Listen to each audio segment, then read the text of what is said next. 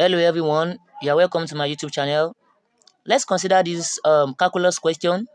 The question says, find the derivative of cos square x tan x at x equal to 0. How can we deal with this question? Solution. Now, for every function, there must be domain and codomain. That's why there must be y equal to something. So derivative means dy dx, which means there must be y equal to a given function, which is cos square x tan x. So the y is the codomain, while the x are the what? The x is the domain, the y is the codomain. Now let's go. How can we deal with this question? Now let's go. We have to find the dy dx, that is derivative.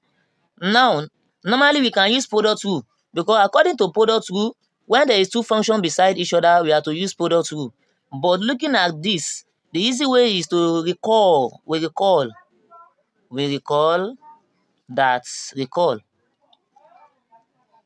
that tan x under trigonometry, tan x is equal to what? Sin x over what? Over cos x. So I will now substitute this into the given question. That's what? Y equals to what? Cos square x dot, that is multiplying tan x. Then what is tan x? Sin x over what? Over, that is the first step. Now from here, y cos, we can cos here 1. This is cos square x. Cos square x means cos in two places. Then cos here also remaining 1. So y will now be equal to cos x sin x, because one cos has gone out of two cos, because cos square x means cos x times cos x. So from here now, let me show the working. Cos square x simply means cos x times cos x. So automatically, if you knock out remaining one cos x, now you can now use product rule. This is our u, this is our v. According to product rule, the formula is dy dx equal to u dv dx plus what? V dv dx. So from here now, if u is this and v is this, so if u is equal to cos x, from cos x we can generate du dx. So du dx as a differential of cos is minus sine, that is minus sine x. From here also, if v is equal to sine x, then from v we can generate dv dx. So differential of v, that is the differential of sine x, which is dv dx, will give us cos x.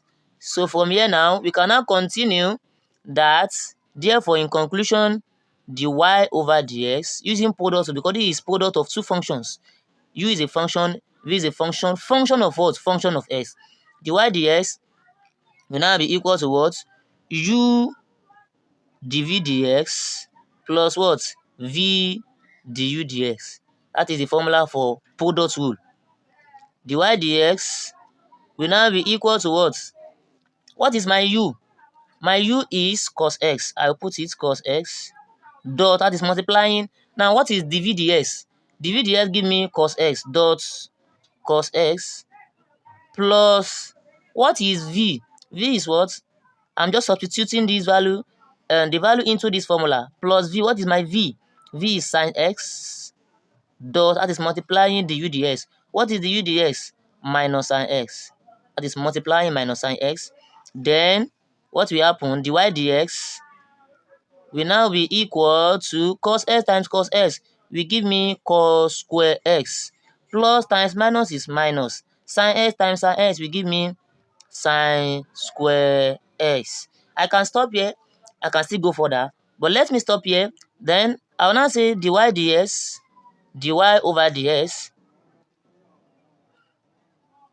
is equal to cos square x minus sin square x. So at x equal to 0, we are given in the question that at x equal to 0, so wherever I see x, I will put it into this dy dx. In conclusion, dy over what? Over dx is equal to what?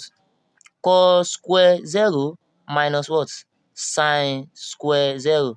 And we all know, so dy dx and cos 0 is 1 using calculator. So cos square 0 will now be 1 square because cos 0 is 1. Because of the square, it will now be 1 square minus, and sin 0 is 0. So which means 0 square because sin 0 is 0. So in conclusion, the y over what?